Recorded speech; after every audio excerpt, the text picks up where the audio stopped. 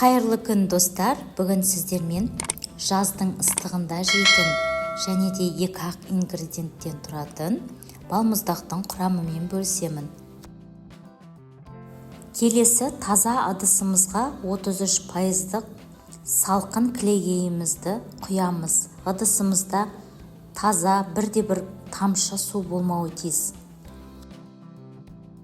Енді кілегейімізді орташа жылдамдықтан жоғары жылдамдыққа дейін миксерлейміз. Бір шамамен 2-3 минуттай миксерлеу керек, одан артық миксерлемеңіздер, өйткені кілегейіміз іртік болып қалады. Міне достар, біздің кілегейдің консистенциясы осындай болу қажет. Келесі кілегейімізге қоюлатылған сүтті құямыз, яғни сгущенное молоконы құйып, кондитерлік қасықпен жақсылап араластырамыз. Немесе миксердің ең төменгі жылдамдығымен араластырып алуларыңызға болады. Келесі дайын болған консистенцияны екі бөлікке бөліп аламын. Бірінші бөлігін мен сливочный, екіншісін шоколадты қып жасаймын.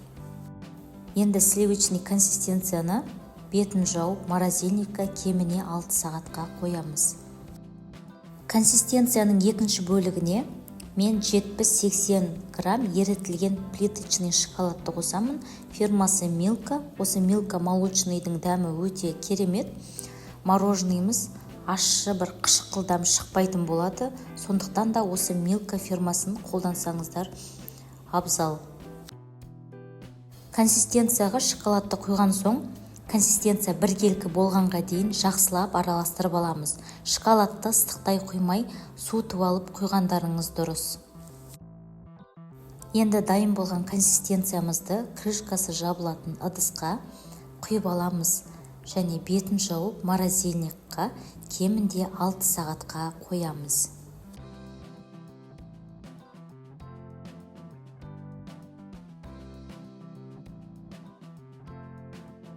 Міне достар, біздің жаңағы қойған консистенциямыз дайын болды.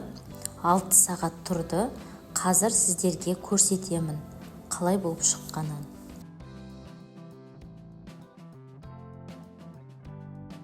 Мороженныйды қасықпен алмас бұрын бірінші қасықты ыстық суға малып аламыз. Және осылай видеодағыдай аласыздар. Негізінде мороженыйға арналған дөңгелек қасықпен алсаңыздар өте керемет. Осындай қасықпен мен әрең дегенде алдым. Достар, мороженныйды әсемдігі үшін осындай жемістерді салуларыңызға болады. Дәмі өте керемет болып шығады екен.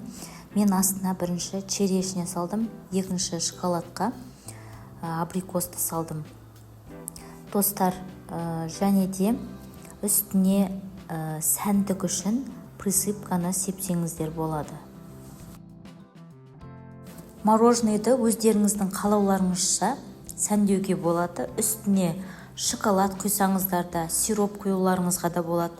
Және де бұл мороженныйды сіздерге істеуге кеңес беремін. Өйткені магазиннен ешқандай кем емес достар. Әсіресе шоколад өте сондай нәзік, өте дәмді болып шыққан. Өйткені мен ол жерге шоколадты өте көп салған жоқпын. Бұл мороженныйдың ерекшелігі, бір рецептпен екі түрлі мороженый жасадық. Біреуі шоколадты, екіншісі сливочный. Негізі бір рецептпен 3-4 түрлі мороженныйды жасауға болады.